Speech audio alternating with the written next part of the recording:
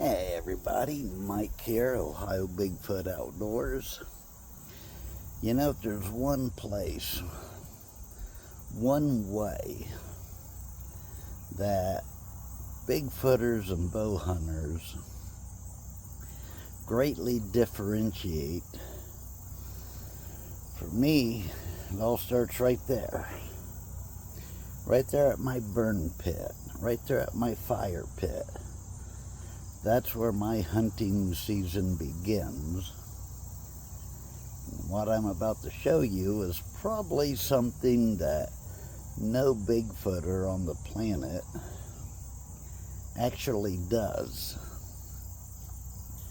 In my previous video, I said that bow hunters have a bunch of nuances and superstitions, but we also have a ritual of things that we do every single time we go out into the woods, which just may be the difference in why people out hunting and fishing, particularly hunting in this case, are having sightings compared to your average Bigfooter who really, we go out, we might hear something, but generally speaking, they don't have a sighting every single time they go into the woods, which bow hunters don't either.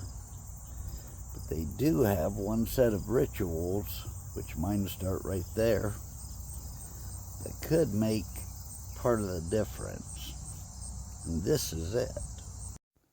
The first thing that I start with is a good hot fire, and I let my fire burn for several hours, building up hot coals until I know that it'll last for a good while. Then I start with my grill, my pot, and I add water. Then I add pine needles and an apple cut in half, and I let that boil and simmer for several hours until all of the water has cooled. Then I strain it from the pine needles and the apples to where it's just warm water. Then I take all of my hunting clothes, everything I wear, and I put it into that solution of water, pine needles, apple, and I let it soak overnight and through the next day so that it absorbs every bit of that scent. After my hunting clothes have soaked in that solution, I put it on a clothesline to air dry. From there, it all moves indoors, starting with a simple shower, where I utilize scent killer soap and shampoo that is specifically designed for hunters to remove all human odor. Now, the first thing I do is I add my base layer. Base layer is specifically designed to not let any human odor get past it. It's made with something called scent lock technology because it locks in human scent and does not allow it outward. Then I apply my outer layer, which again has been soaked in pine needles.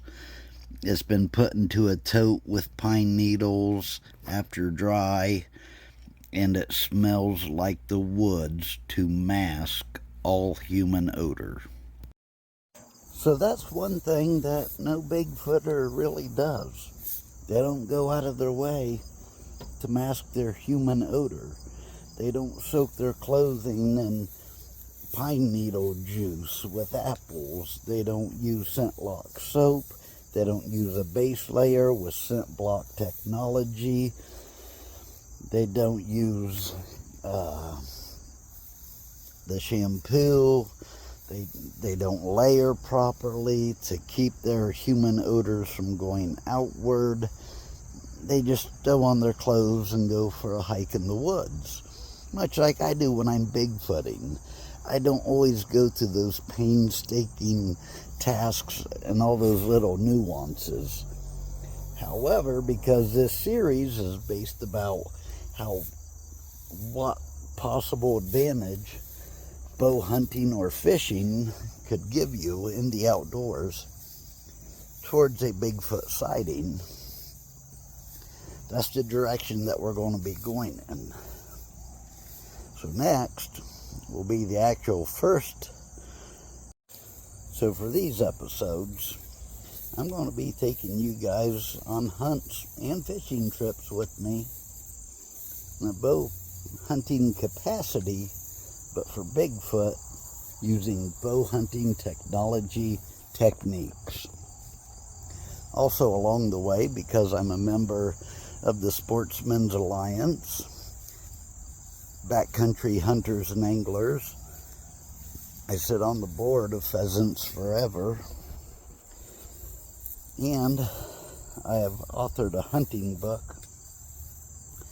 I'm going to be teaching you guys the history of public land, how we have these areas out there for Bigfoot, the history of wildlife in North America, and it's going to be a fun show where we go out bow hunting for Bigfoot, only without actual bow hunting, of course. We're more aimed with the camera and the thermal and the audio evidence, but it's going to be a fun show. I hope you guys will enjoy it. This first episode will be coming up real soon.